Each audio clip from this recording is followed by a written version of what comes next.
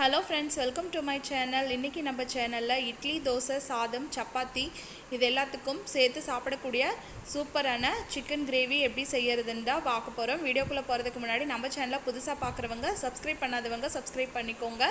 இதுக்கு ஒரு பேனில் ஒரு 3 டேபிள் ஸ்பூன் அளவுக்கு எண்ணெய் சேர்த்துட்டு ஒரு சின்ன துண்டு பட்டை, 2 கிராம்பு, ஒரு 1/4 டீஸ்பூன் சோம்பு சேர்த்துட்டு இது நல்லா பொரிஞ்சு வந்ததும் ஒரு மீடியம் சைஸ் பெரிய வெங்காயத்தை சேர்த்துட்டு ஒரு பச்சை மிளகாய், கொஞ்சமாக கருவேப்பிலை இது எல்லாத்தையும் சேர்த்துட்டு நல்லா வதக்கி விட்டுக்கோங்க. வெங்காயம் நல்லா வதங்கி வரணும். பாருங்கள், ஒரு கண்ணாடி பதம் வர வரைக்கும் நல்லா வெங்காயம் நல்லா வதங்கி வரணும். இப்போ வெங்காயம் வதங்கிட்டு இருக்கும்போது ஒரு ஸ்பூன் அளவுக்கு இஞ்சி பூண்டு பேஸ்ட்டையும் சேர்த்து இதனோட பச்சை வாசனை போகிற வரைக்கும் நம்ம நல்லா வதக்கி விட்டுக்கலாம். பாருங்கள், இப்போ வெங்காயமும் இஞ்சி பூண்டு பேஸ்ட்டோட பச்சை வாசனை போகிற வரைக்கும் நல்லா நம்ம வதக்கி விட்டாச்சு. வெங்காயம் நல்லா வதங்கிடுச்சு. இப்போ இது கூட ஒரு மீடியம் சைஸ் தக்காளியை கட் பண்ணி சேர்த்துக்கலாம். இந்த மாதிரி நீல வாக்கில் கட் பண்ணி சேர்த்துக்கோங்க. சேர்த்துட்டு இதையும் நல்லா மசிகிற வரைக்கும் நல்லா வதக்கி விட்டுக்கோங்க. இப்போ பாருங்கள், தக்காளி நல்லாவே மசிஞ்சு வந்துருச்சு. இப்போ நம்ம 1/2 கிலோ அளவுக்கு சிக்கனை இதில் சேர்த்துக்கலாம். நல்லா கழுவிட்டு சுத்தம் பண்ணி சேர்த்துக்கோங்க. இப்போ இது எல்லாத்தையும் சேர்த்தியாச்சு. சேர்த்திட்டு இதுக்கு தேவையான அளவு உப்பையும் நம்ம சேர்த்துக்கலாம்.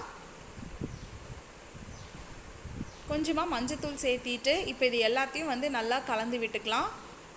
அடுப்பை மீடியம் ஃப்ளேமில் வச்சு நல்லா இந்த மாதிரி ஒரு 2 நிமிஷத்துக்கு நல்லா கலந்து விடுங்க. சிக்கன் நல்லா தண்ணி விட்டு வரட்டும்.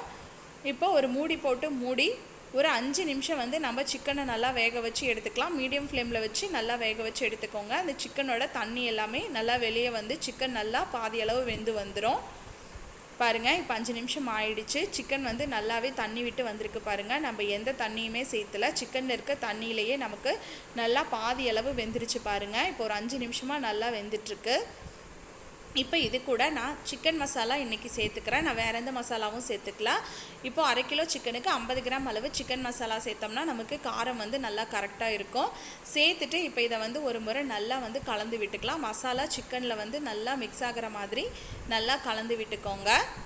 பாருங்கள், இப்போ ஒரு நிமிஷமாக நல்லா கலந்து விட்டாச்சு. மசாலாவும் எண்ணெய் பிரிஞ்சு வருது. பாருங்கள், இப்போ இந்த கிரேவிக்கு தேவையான அளவு தண்ணி சேர்த்துக்கலாம். உங்களுக்கு எந்த அளவுக்கு கிரேவி வேணுமோ அந்த அளவுக்கு நீங்கள் தண்ணி சேர்த்துக்கோங்க.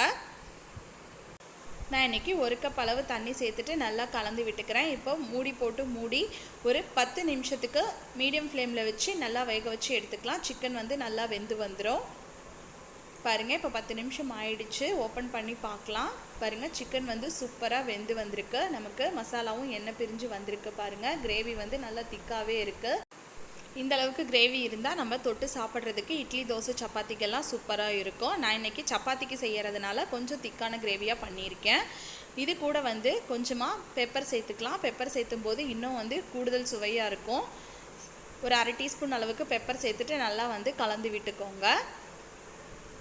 இப்போ கடைசியாக கொஞ்சமாக கொத்தமல்லி தழை சேர்த்துட்டு அடுப்பு ஆஃப் பண்ணிடலாம். அவ்வளோதாங்க, சூப்பரான சிக்கன் கிரேவி நமக்கு ஈஸியாக ரெடி ஆகிடுச்சுங்க. இந்த மெத்தடில் செஞ்சு பாருங்கள். இட்லி, தோசை, சாதம், சப்பாத்தி எல்லாத்துக்குமே சூப்பரான காம்பினேஷனாக இருக்கும். உங்களுக்கு இந்த ரெசிபி பிடிச்சிருந்ததுன்னா மறக்காமல் நம்ம சேனலுக்கு சப்ஸ்கிரைப் பண்ணிக்கோங்க. இந்த ரெசிபியை வீட்டில்